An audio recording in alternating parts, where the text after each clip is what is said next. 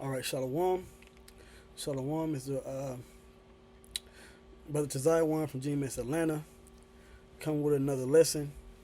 I'm going to start off by giving all praises, all glory, all honors unto Yahweh, by Hashem, Yahweh Shai, by Hashem Kakwadash. Double honors to the apostles and elders of Great Millstone. Peace and blessings to the hopeful elect out there. What I want to do is, I want to do this lesson, and this is a land back off of the recent videos and recent things that the Apostle had mentioned, dealing with Dr. Brown and vocab and certain things that he's mentioned in his videos, especially about the Lemba tribe. All right, the Lemba tribe out of Africa. And I have some other information which goes into these different tribes in Africa as well.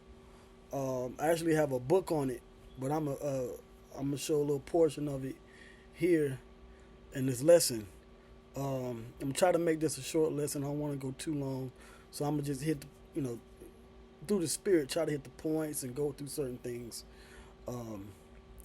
and edify to the best of my ability about these different tribes in Africa. Okay, because as we should know in history class, what they tell you, they tell us that we came out of West Africa, the western coast of Africa, the Gold Coast, the Ivory Coast, the slaves, the bulk of the slaves that went to the Americas and the Caribbean, okay, came out of West Africa. All right.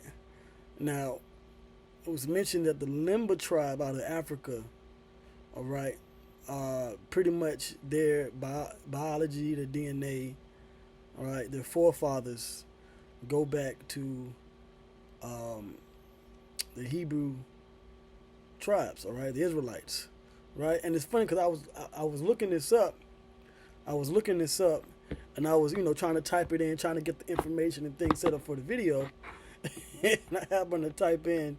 Now, if you just type in Lemba Africa, this is what comes up, right? But now, if you type this in, Lemba Africa, with an extra A at the end, okay? Let me see, because it popped up, and act like it doesn't want to. Let me see. Well, you see here, you type in Lemba A, and you have the Lemba Ark of the Covenant comes up. Lemba Ark, right? And so I was typing in, and I literally just did it before I just started the camera.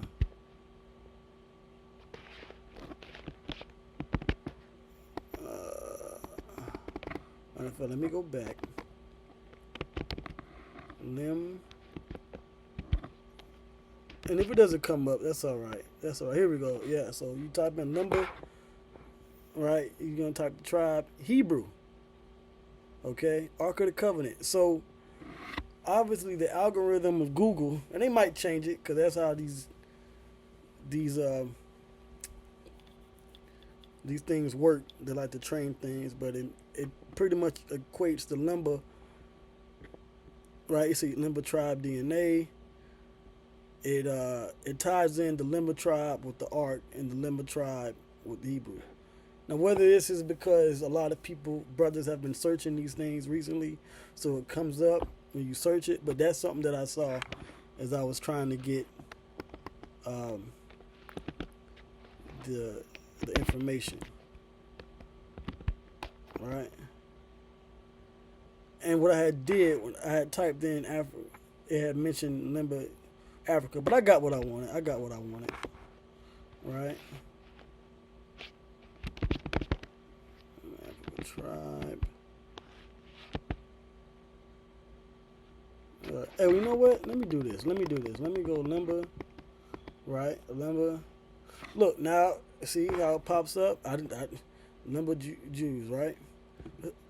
So let me hit this. Matter of fact, let me change that. Because I don't want that word.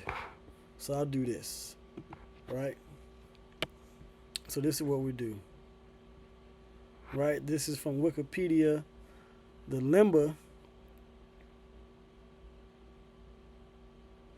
right? You see it here, Lemba people.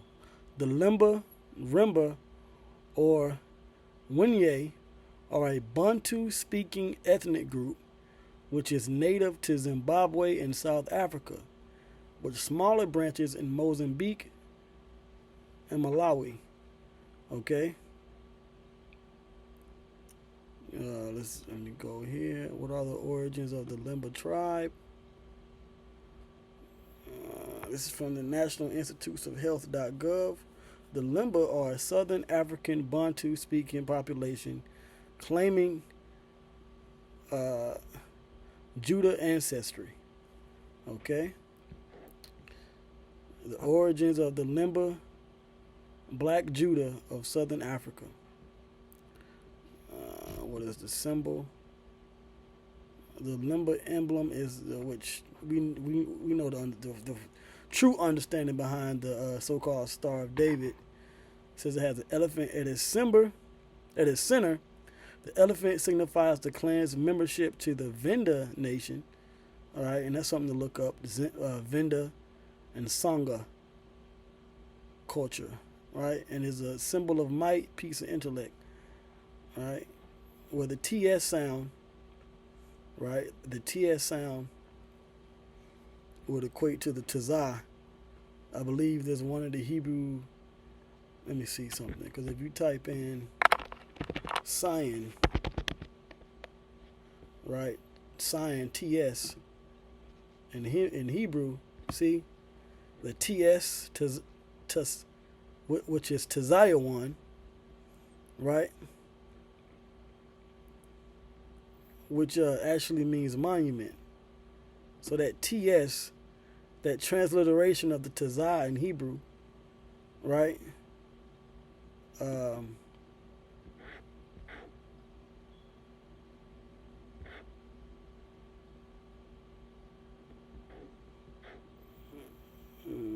Indication, marking, monument, indication, something that marks something, monument, that indicates something, right? So that Tasa, that TS, or Tazah, right, Tazaya 1, Sion, to Sion, right? So I just wanted to kind of show that correlation there, right, between what it said here with the Sangha culture. So the word Sangha, pretty sure it goes back to Hebrew in some type of way, but that's not what I'm gonna do here.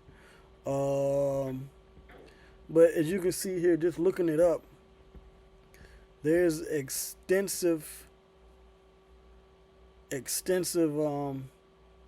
information in the Google on the Lemba tribe, right? And if the Lemba tribe being so-called Africans, right, going back to the Bantu peoples, right, which the Bantu people go back to, let me see here, let's get this, the Lemba people, right, and it says the Bantu speaking, and look at this guy, this man here, a Lemba man from the Gutu district. Hey man, you like an older man, older Jake from here in America, right? But look, check this out. Now this is here. I didn't know this was here. I'm doing this as I'm doing the lesson on this particular topic here. So it says, since the late 20th century, there has been an increased media and scholarly attention with regard to the Lemba's claim of common descent from the people of Judah. Genetic Y-DNA analyses in the 2000s have established a partially Middle Eastern origin for the majority of the male Lemba population. Now, what did the scriptures say about the males? Let's get that precept real quick. All right, let's get that. All right, let's see. All right.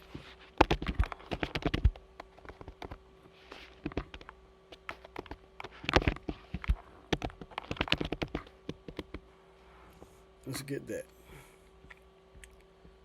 Okay, let's get to. And you can see all the scriptures here.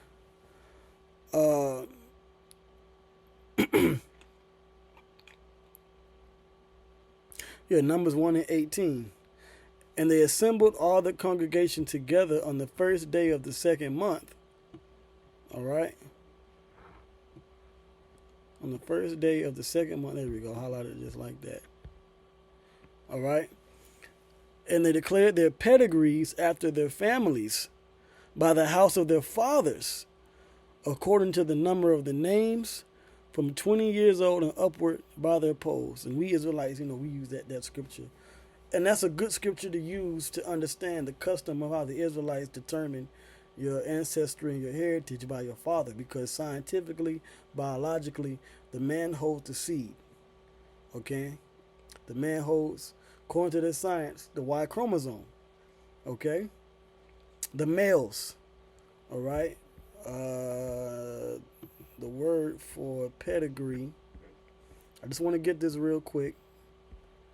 And then I'm going to move to more of these facts. Right? Past it. Let's see if I can get, yep. The pedigrees. All right?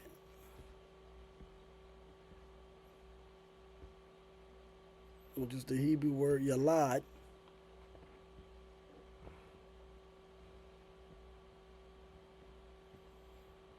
Ties into the word yalad. To bear, bring forth, beget, gender, travail. Okay. Yalad, which yalad is also your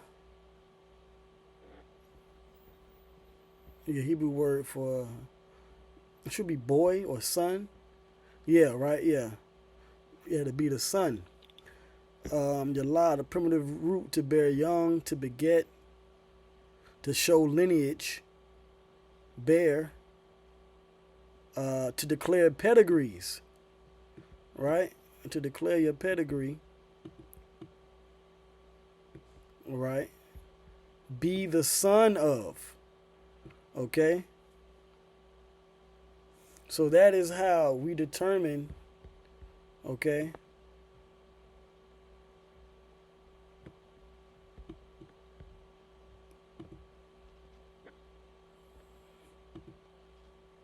That is how we determine your nationality, pedigree. The record of descent of an animal showing it to be purebred. Yeah, we do that with dogs, right? With dogs, with animals, right? If you want a purebred animal, you look up his pedigree, okay? Under the thesaurus, the ancestry, descent, lineage, line of descent, family tree, extraction, parentage, okay? Bloodline, pure blood, okay? So there you go, all right? So when you read the scripture and it says the son of this, the son of that, like it says in Matthew, the first chapter, right? Dealing with Yahweh Shai's lineage, and also in the book of Luke as well, the son of this, the son of that, right? The son of Abraham, the son of David, okay? The son of Joseph, all right?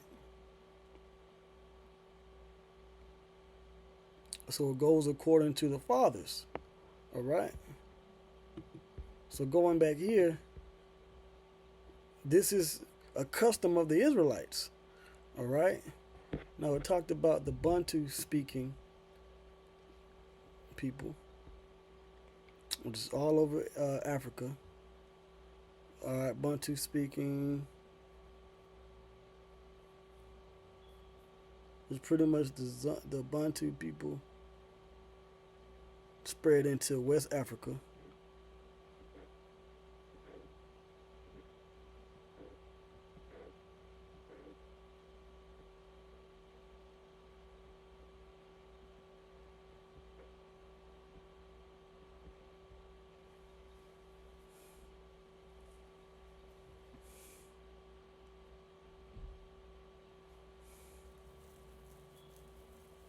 Now I say this: the word bun, where it says buntu, the word bun is a Hebrew word for son or bin.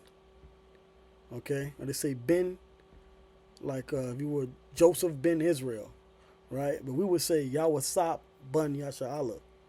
Okay, in the Paleo Hebrew, the pure Lashawan Kodash Hebrew. Okay. Now it says Bantu languages are theorized to derive from the Proto-Bantu reconstructed language estimated to have been spoken about 4,000 to 3,000 years ago, which, when you go back 4,000, 3,000 years, that goes back to,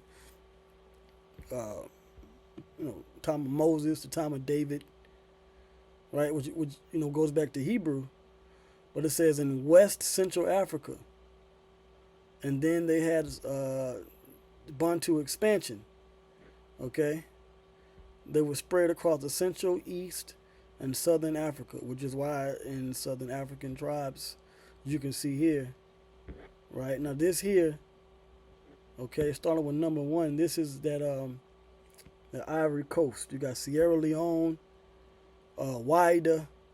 It's all in this region here, and they spread east, spread into Central Africa, spread down south, right? And if you know Jake, hey, Jake like to move, man. I mean, even today, Jake could be in an apartment 6 months to a year, and then they move to another apartment or to get a house. Jake always moving. Always moving around. All right, our forefathers did that. Abraham, Isaac, Jacob. Abraham moved from Ur of the Chaldees all the way to this region here, over here in the land of Canaan. Went to Haran and down into the land of Canaan. Okay. So anyway, I just wanted to get some information on that, tie some things in. Okay, tie some things in, just to, and then these different scholars, you can see they go into these claims of the different tribes. Okay, of how they go back to Judah or the Southern Kingdom. People also search for Lemba, tribe of Levi. Okay, so this is from PBS. And see, these scholars, these scientists, and these different geneticists and these people, they look these things up. They look these things up to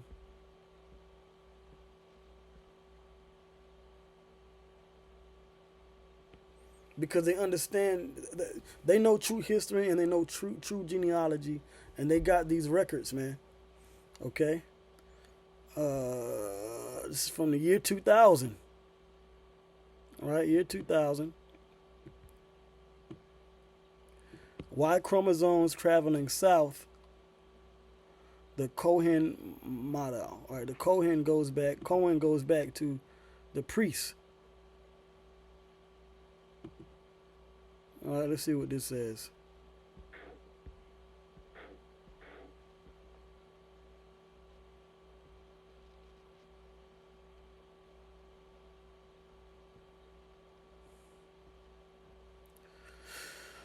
Okay, it says, this is good here. The Lemba are traditionally endogamous group. Let's see what that word endogamous means. Endogamous. Endogamous. The custom of marrying only within the limits of a local community. Yeah, well, that's what the Israelites did. We married within the tribes. You were first married within your tribe. If you're Judah, you marry Judite. But then you can marry, Judites would marry. There's a woman of Asher in the New Testament. Okay. Because the tribes would intermingle. Even though the tribe of Asher, which goes into the Colombians all the way to the, you got the Brazilians, Colombians, Venezuelans, all right, of the northern kingdom. But then you got the southern kingdom with the tribe of Judah, Benjamin, and Levi. All right. So they were married within their, their tribes. Which that is a custom of the Israelites. Which other nations do too, but it's going to go into it from what I'm seeing here.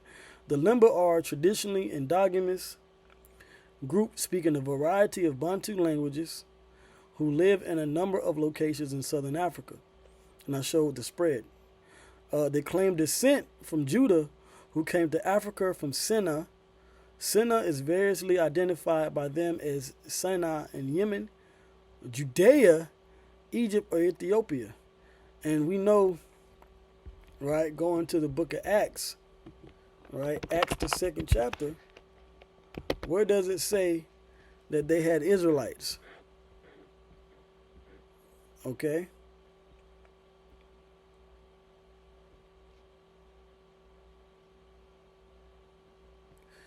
Acts 2 and 5.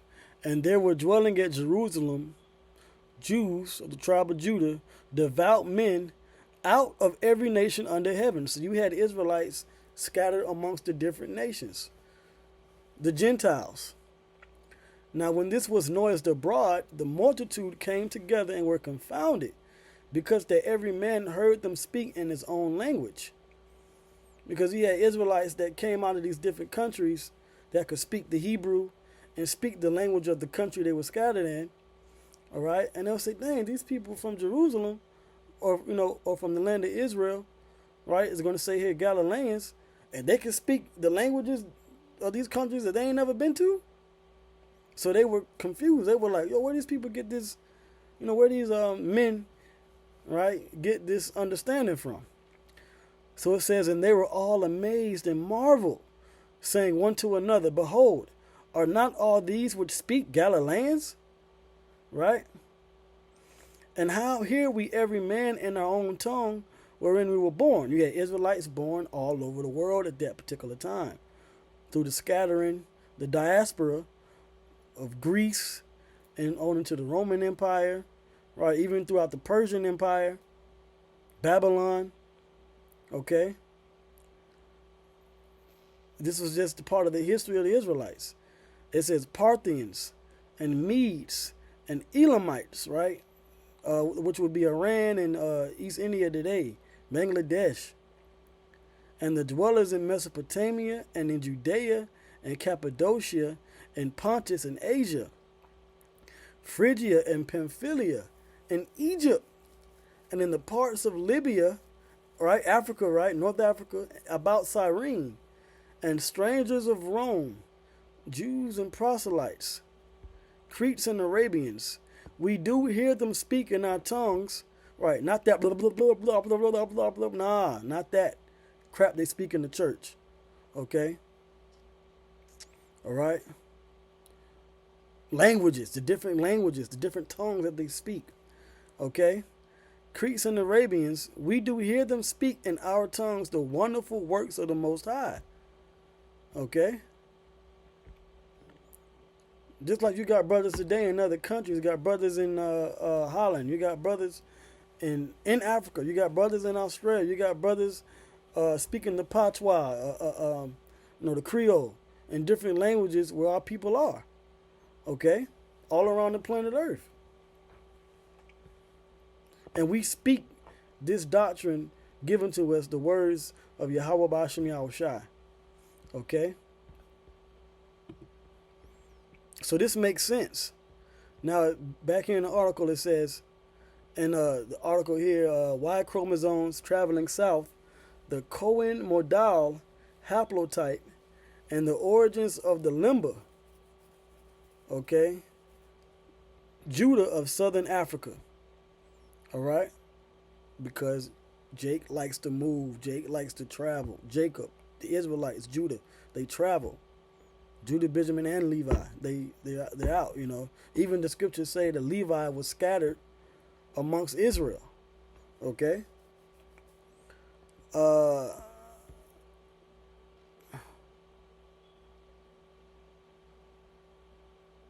It says a previous study using Y chromosome markers suggested both a Bantu and Semitic.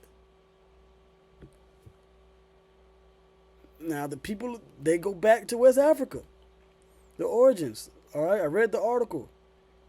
So they're Semitic. So the people of West Africa, are they Semitic? Or do they go back to Shem? Yes.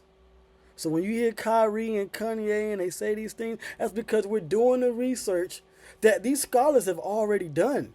It's just our people don't look into these things because they look on the entertainment world as a means of success. Okay? The American college school system as a means of success and drama instead of actually being, scholars. Even these so-called black consciousness, which is in Africa, they don't go into this. Okay? Let's put this on Sonetta. All right? Let's put this on Sonetta. And I know there's been people that mentioned it, but that just more proves the Israelites right. Okay? It says, a previous study using Y chromosome markers suggested both, which is male, right? Y chromosome male, marker suggested both a Bantu and a Shemitic contribution to the Lemba gene pool, the genetics, a suggestion that is not inconsistent with Lemba oral tradition. Okay? I'm going to jump down. It says, and it mentions the Sephardi and the Ashkenazi. With that, that's them throwing themselves in there, especially over here with the Ashjays. Okay.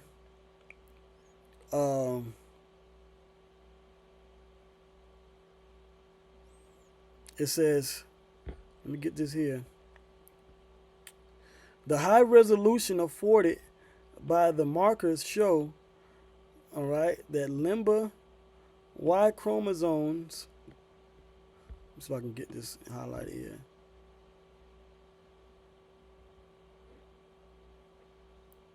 All right, I'm going to read this here. The high resolution afforded by the markers show that Lemba Y chromosomes are clearly divided into Semitic and Bantu clades. Interestingly, one of the Lemba clans carries at a very high frequency a particular Y chromosome type termed the Kahan model haplotype, which is known to be characteristically of the paternally inherited Israelite priesthood and is thought more generally to be a potential signature haplotype of the origin of Judah. So there you go. They go back to the priests. All right, the Lemba go back to the tribe of Levi, the Cohen, the priest. Okay? All right? The priest.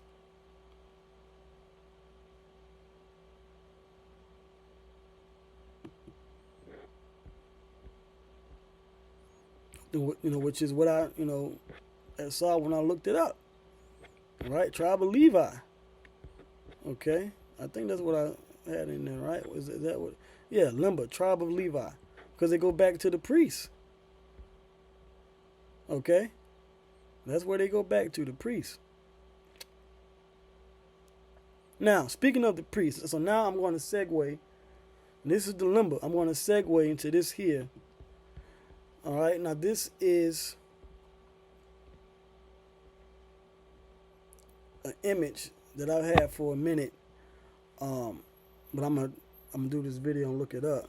Now this is from the Reform Advocate out of July 19th, 1930. All right, I'm guessing this is like a newspaper clipping, magazine clipping, which says here are the black Ashanti tribes of West Africa, Judah. Okay, so I'm gonna read this first paragraph here. All right, I'm gonna read this first paragraph here, which says Ashantis with the Hebrews is the strange resemblance of the Ashanti's supreme being with the Yahweh. That's how you say the Lord's name, Yahweh, not Yahweh. Yahweh of the Old Testament. The most common Ashanti word for the creator is Nyame or Unyame, right? Which this is a lesson within itself, dealing with this name here. Lord willing, I do a video on this and get a little bit more deeper. Okay, but this pretty much this is the name of the Lord, Yahweh. All right, but we know how things through time have happened to our people through the curses and our disobedience. The Lord said, He would take His name from us. But you got these scholars, these researchers here that do this, and I ain't talking about this devil over here, but you can see the type of people that this newspaper was promoted to. All right. Hey, because Jake in 1930 was catching hell, man. All right. Jake was sharecropping and catching hell in the South and other places in America. So them just sitting down reading this book or this paper here, highly, doubtful on many. All right. But anyway, so this name is, translates back to Yahweh. So it says, by quoting an authority of the Ashanti language to the effect that the letters M, right here, what is saying it here, M and W are interchangeable. So instead of M here, you could put in Yahweh or in Yahweh, as they got it here, in Yahweh. It's probably in Yama or Anyama, right? It says Father Williams, right? You got these different missionaries and these archaeologists and these scholars that go to these places. They were studying our people. Okay? It says Father Williams strengthens his assumption first based on the observations and studies of his predecessors that the word Yahweh, all right, the word Yahweh is a derivation of Yahweh or vice versa, or that both came from the same Semitic root. So when you go to the Ashanti tribe, okay, and you hear this word, this name, they're talking about Yahweh, the Heavenly Father, in the Hebrew, Shemitic.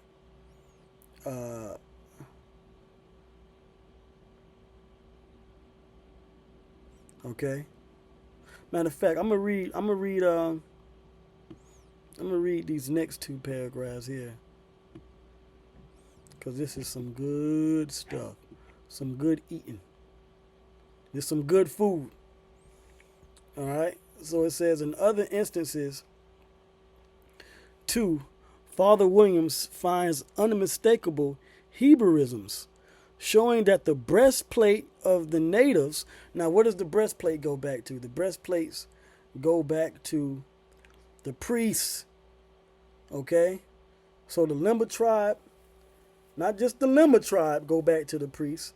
Right? I'm going to read this here.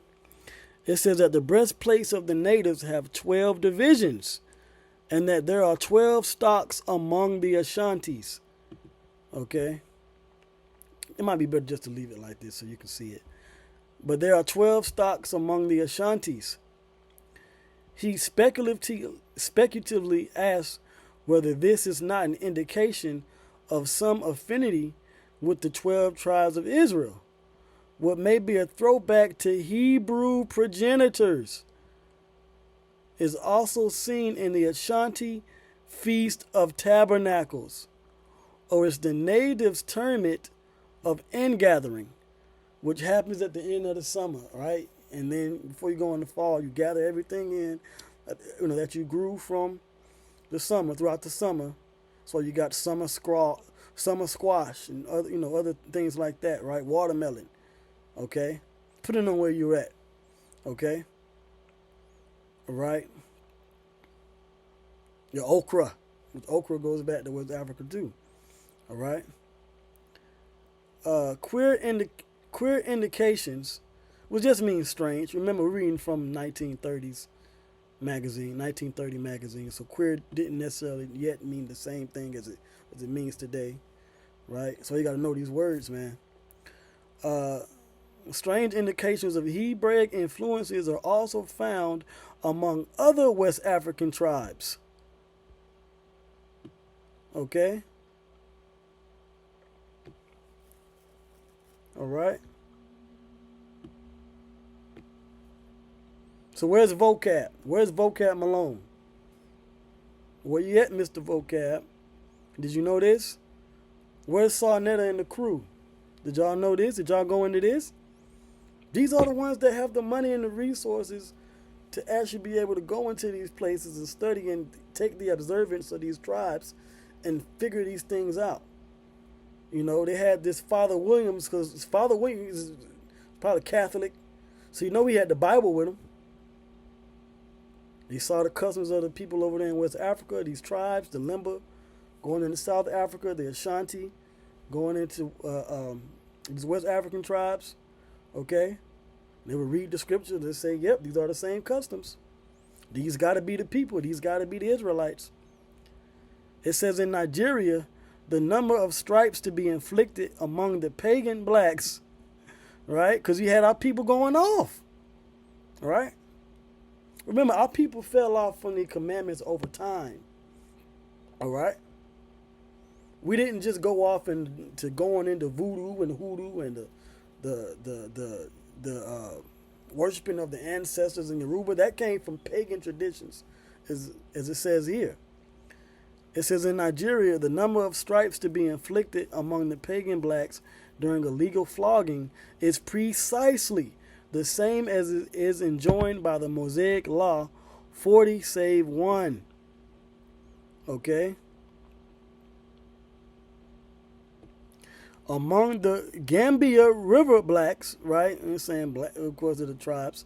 The Gambia River, it is customary for a widower to marry his deceased wife's sister, a tradition reminiscent of Judaism. Yeah, matter of fact, let me get that law real quick. All right, now the law says you're not to marry a woman and her sister in her lifetime. Okay? Let me see. Sister. Might be spaced out. Yep, here we go. All right. Leviticus 18 and 18. Neither shalt thou take a wife to her sister.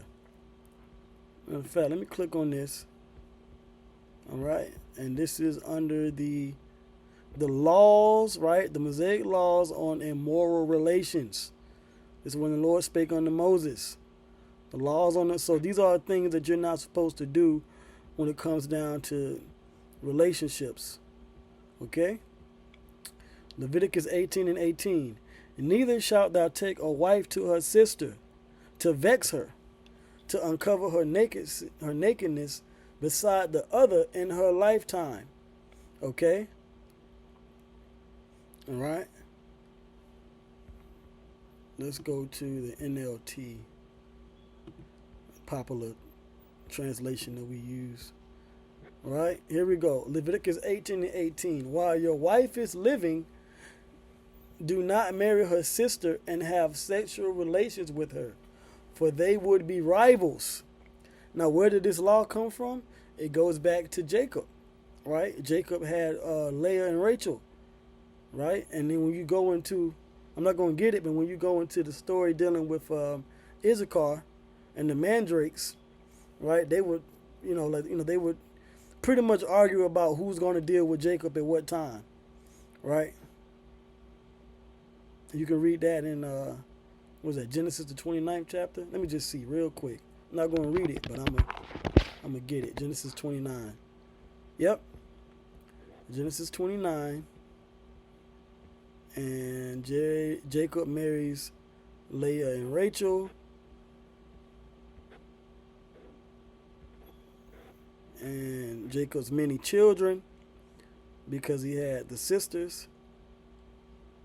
So this would be the next chapter, Genesis 30. Okay. Genesis 30. And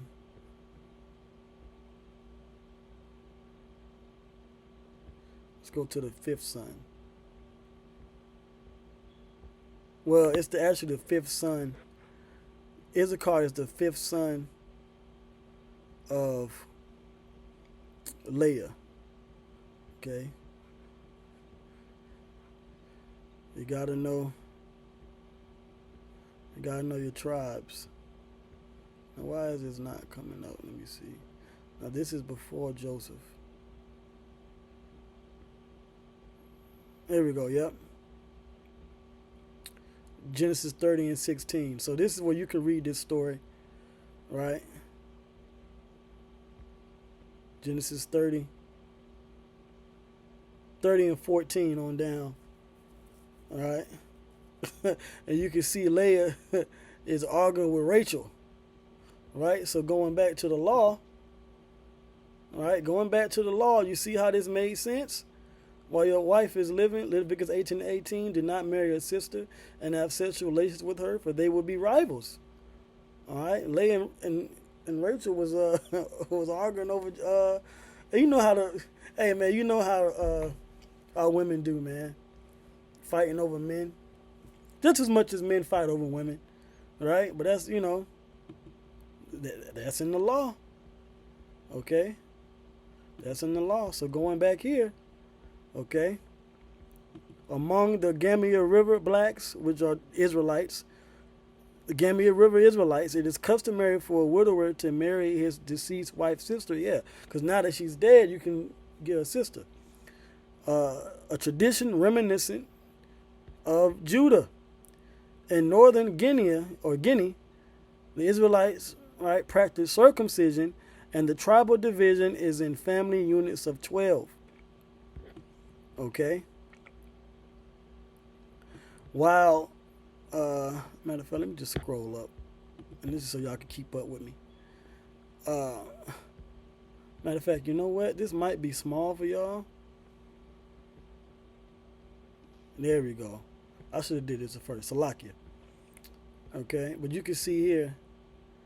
In northern Guinea, the blacks practice circumcision, and the tribal division is in family units of 12, while the mourning customs with the shaving of heads and wearing soiled and tattered clothes, yeah, because they would put dirt on them, mourn, pull their hair out, right? It says it's probably of Israelite origin too. Many of the West African tribes have a weekly rest day similar to the Hebrew Sabbath. Okay? So this is a good article. Good article. Now, let's see where my cursor is. There we go. All right. So this is a good article. So what I did was,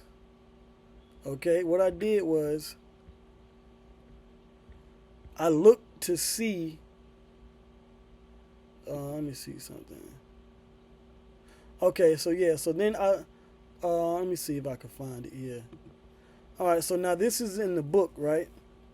But you can see it up here. Okay, wait, hold on. Wait. So, right, so I got this book. The title, Hebrewisms of West Africa, from Nile to Niger with the Jews. Or it says Nigar, right? Nigar. Niger. Anyway, okay, so in this book, right, I looked up the Ashanti, and this is what I discovered. Now this is on page 76. You can see it here highlighted in the blue. Page 76. Oh, okay, well, it says page 70. Let me see. Let me go up. Well, this is on page 58 of the book. I don't know where this is coming from. I guess the PDF. But page 58, Hebrewism of West Africa. I'm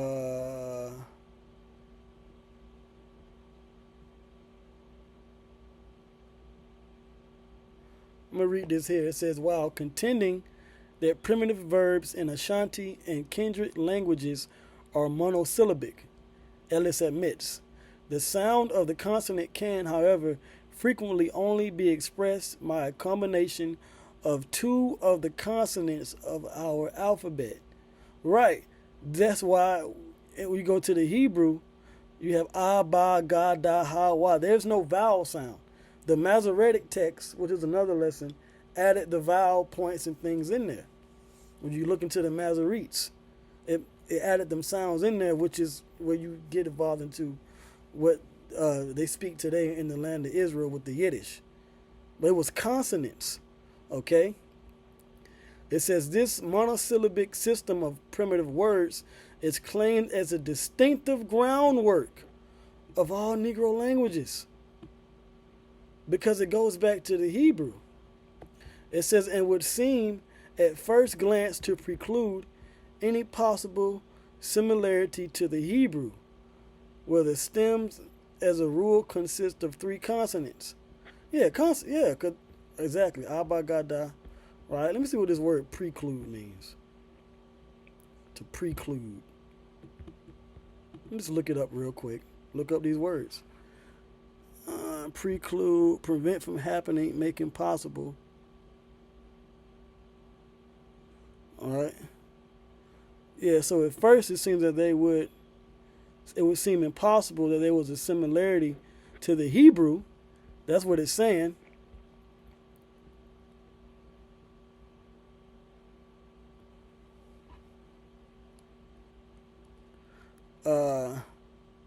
Of fact, there is a group of scholars who maintain that fundamentally, at least the Semitic languages, Semite, were built up on a bilateral base, and it is even disputed whether these biliterals were monosyllabic or disyllabic. All right, and that's just going into the form of the language. Now, what do I want to get? Because I want it to...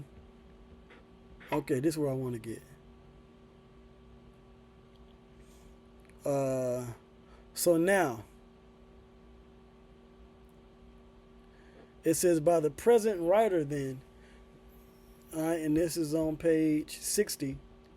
By the present writer then, the most that is suggested is that not a few Hebrew words and possibly certain distinctive Hebrew constructions have been engrafted on the native language of the Ashanti. Okay? Moreover, if some scholars find similarities between the Sumerian of early Babylonia and modern African languages, why should we be surprised at apparent traces of Hebrew in the Ashanti language of today? Derivation of Ashanti. The very name Ashanti has itself a strong Hebraic flavor. For while some would derive the word from shan, the name of a plant, and tea, to eat, claiming that the title must have been acquired in the time of a great famine, when they found sustenance in the plant in question, this is mere guesswork. Actually, the termination of tea or tie in the names of West African tribes has usually the general meaning of the race of, the men of, the children of. When you read the Bible, that's all you see, the men of Israel, the children of Israel, right? It says, this would make Ashanti the people of Ashan. There was, as a fact, a town of the name of Ashan in the domain of Judah. Okay? Priests, just like we went into the Levites, the priests, okay, were in residence there, according to the first book of Chronicles, where the word is spelled Ashan. Okay, though in the corresponding passage of Joshua it is spelled Ain, right? Ashanti, history of the Gold Coast and Ashanti, Gold Coast. The Judah Encyclopedia suggests may simply be a corruption of Ashan. Yeah, even these scholars know these things, man, and they break it back down, okay, to Ashan. All right?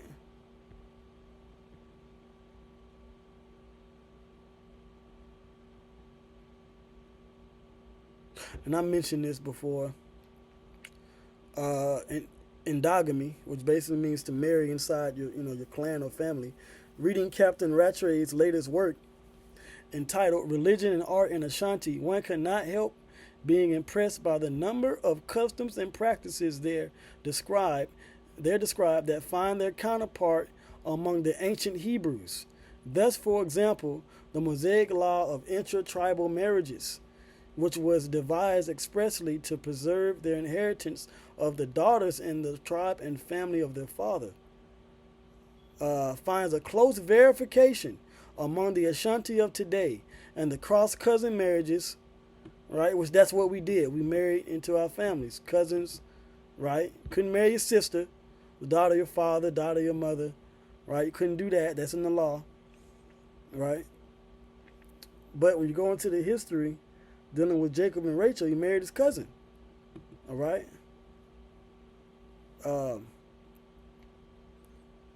Okay. Cross-cousin marriages, what you got from Laban? It says, so characteristic of the latter are strictly similar to that of the daughters of Salphad, who wedded the sons of their uncle by their father. So that's just some of the history. Okay. So that's all I want to get on that. Just to show you, man, how these things work out. Now, I looked up the word Ashan, and it took me to these scriptures, right? First Chronicles, okay? First Chronicles 4. First Chronicles 4.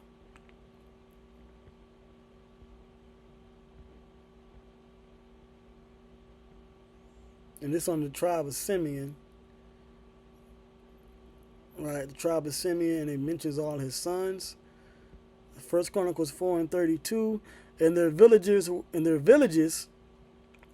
Etam and Ain, right? Ain. Right? And it mentioned that in the book. But it says Rimmon and Tochin and Ashan. 5 cities. Alright? 5 cities. Let me see something real quick. Let's go to the tools. I don't need this saved. The word Ayan. So go back. Okay, yeah, spring. The same Ayan, which goes back to spring.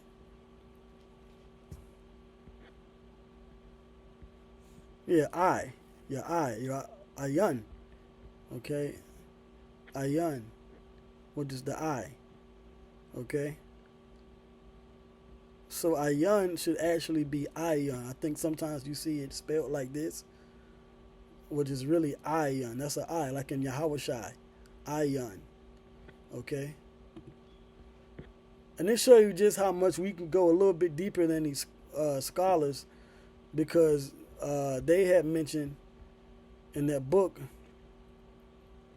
okay, that they equated Ayin and Ashan together, when here in the scriptures, Ayin and Ashan are separate.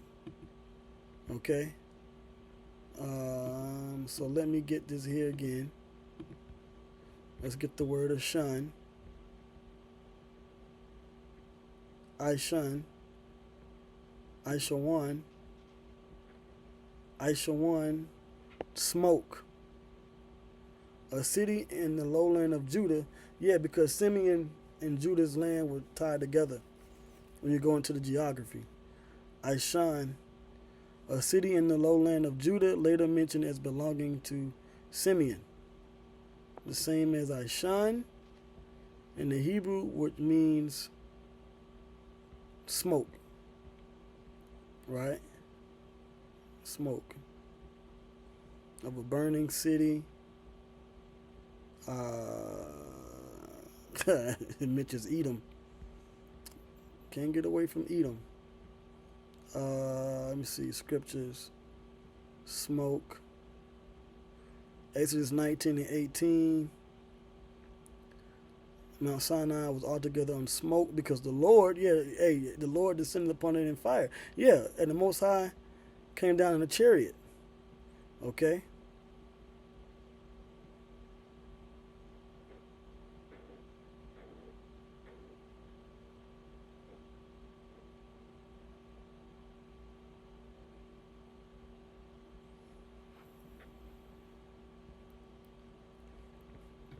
And also when the priests burn incense, whenever you burn incense, right, the smoke goes up. Okay. Um, so that was Ashan in that verse. Now I looked up this scripture here. Now this is First Chronicles 6, and I'm gonna start at verse 54 because we went into the priests of the Ashanti, or the sons of Ashanti, or the children of Ashan. Excuse me. Right. It says, now these are their dwelling places. First Chronicles 6:54. Now these are their dwelling places throughout their castles and their coasts, of the sons of Aaron, of the families of the Kohathites, for theirs was the lot. And they gave them Hebron in the land of Judah, and the suburbs thereof round about it. All right, now this might be from. Oh, there you go. Yeah, see. Let me see. Bear with me 1 second. It's a lot of sons, man.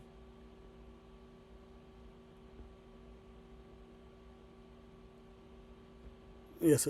Okay. So this is going into what is it? First Chronicles 6. Yeah. Genealogy of the priestly line. The sons of Levi, Gershon, Kohath, and Merari. So the Levites, the priestly line's genealogy. Okay. So I'm gonna go back up to 54, and these were the cities they got. Now these are their dwelling places throughout their castles and their coasts. Right, Levites had castles. Or the sons of Aaron, which we know Aaron was the high priest, the priest, of the families of the Kohathites, for theirs was the lot. And they gave them Hebron in the land of Judah, and the suburbs thereof round about it. But the fields of the city and the villages thereof they gave to Caleb, the son of Yaphanah, which that's how you say that in the Hebrew, Yaphanah. All right. And to the sons of Aaron they gave the cities of Judah, namely Hebron, the city of refuge. So you had the priests in the city of refuge. And Libnah with her suburbs, and Jattir and Eshtemoa with their suburbs, and Hilen with her suburbs, Debir with her suburbs, and Ashan with her suburbs, and Beth Shemesh with her suburbs. And then it mentions the other cities out of the different tribes.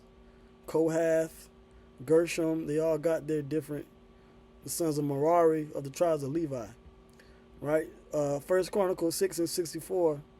And the children of Israel gave to the Levites these cities with their suburbs. Okay, so Levites were living good, man. All right, they was in the cities, they was in the suburbs. All right.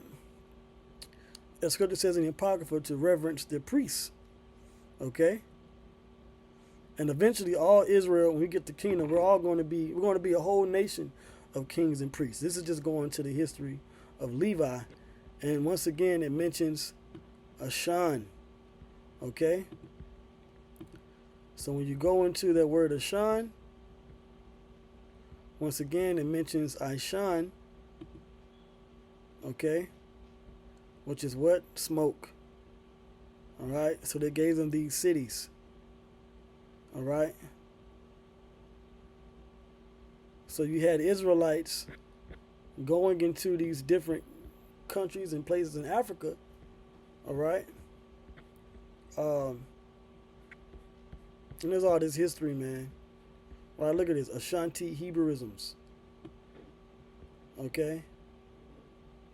Because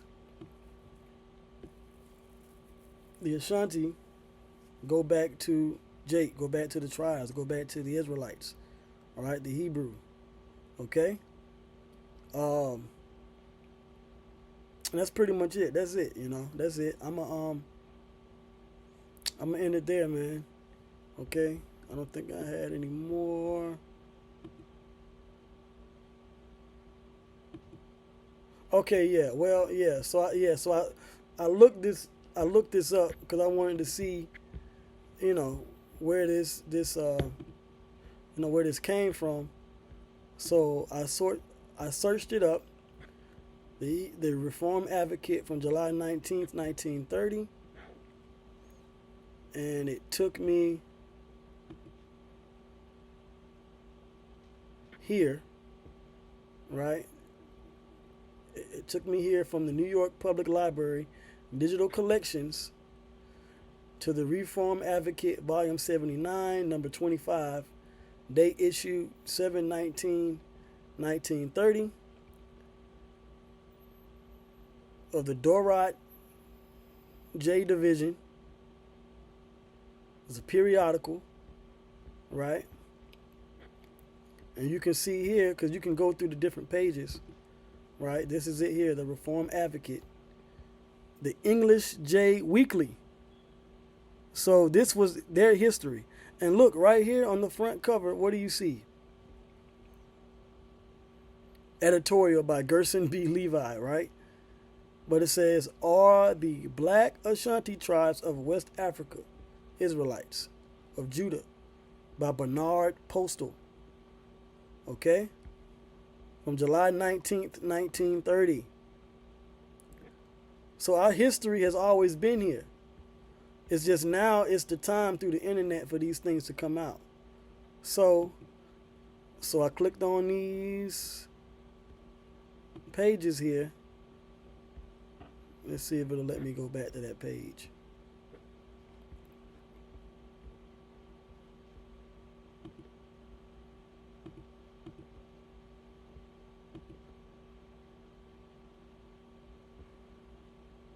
I clicked on the page.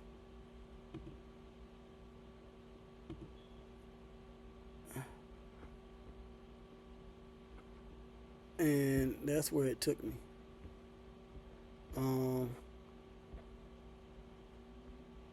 It took me to,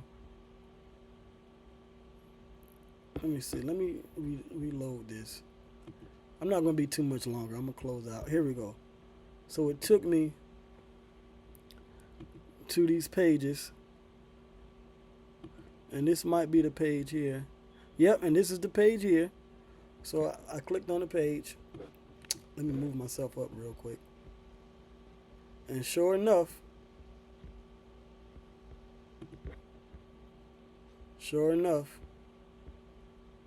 it's the same page. Okay, same page as the image I got here. See, this is two different pages. Okay. So yeah, this is real, man. Okay. So this was a lesson that I wanted to do through the Spirit, just to show you that not just the Lemba tribe go back to Levi, but the Ashanti go back to Levi as well. And a lot of our people came out of that Gold Coast of West Africa, and some of us even scattered and fled into Southern Africa with the Lemba tribe. All right, but as you can see, matter of fact, one more precept dealing with the Levi.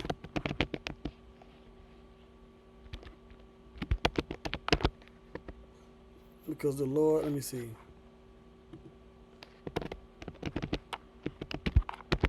The Lord said that he would scatter Levi in Israel.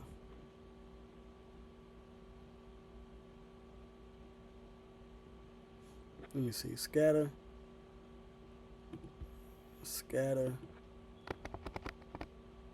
Israel.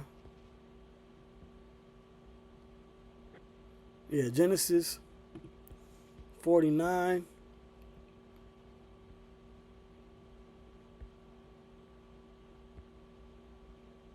And 5. Okay, this is the NLT. So it says, Simeon and Levi are two of a kind. Their weapons are instruments of violence, which go into their practices. Voodoo or hoodoo and Santeria and brujeria and all of that. May I never join in their meetings. May I never be a party to their plans. Yeah, because the Most High is not dealing with that witchcraft. For in their anger they murdered men, and they crippled oxen just for sport. And that goes into the story of Dinah, their sister. A curse on their anger, for it is fierce. A curse on their wrath, for it is cruel. I will scatter them among the descendants of Jacob. I will disperse them throughout Israel. So that's what happened to the tribe of Levi. So one tribe of Levi, right, go back to the Lemba, and one tribe of Levi goes, or I should say clan, well, tribes though, clan, family of Levi goes back to the Lemba, and one family of Levi goes back to the Ashanti. Okay?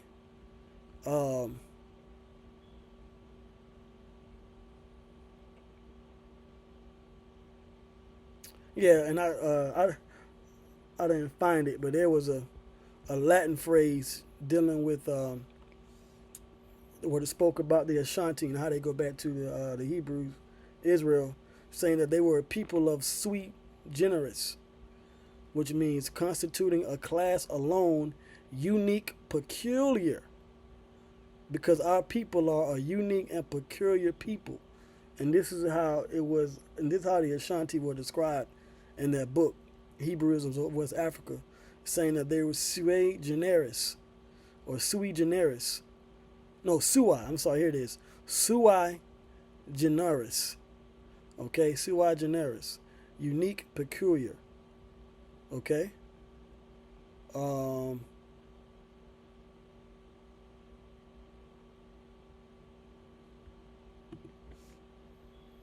So yeah, that's it on that. This is what it says in the KJV. Genesis 49 and 7. Dealing with Levi, or Simeon and Levi. Right? Because Simeon scattered too. Right? Cursed be their anger, for it was fierce, and their wrath, for it was cruel. I would divide them in Jacob and scatter them in Israel. Okay? So you had the Lemba tribe. Okay? Right? From the HebrewIbo.com. This is another website. The Lemba are not only Levites, but of Judah and possibly other tribes. And then they go into this stuff about Queen Sheba, but that's neither here nor there. But this is what they are, the Levites. Okay? The Lemba tribe. Going back to the priests. Okay? And also, right, of I'm not even sure if it's mentioned here, right, but I know it's mentioned here, going back to the priesthood. Okay, the Ashanti. All right, so anyway, with that, this has been a little over an hour, so I'm gonna close out, giving all praises, all glory, all honors unto Yahweh by Hashem, Yahweh Shai, by Hashem Kakwadash. Double honors to the apostles and elders of Great Millstone. All right. I hope this was an edifying lesson. With that, I'll say shalom.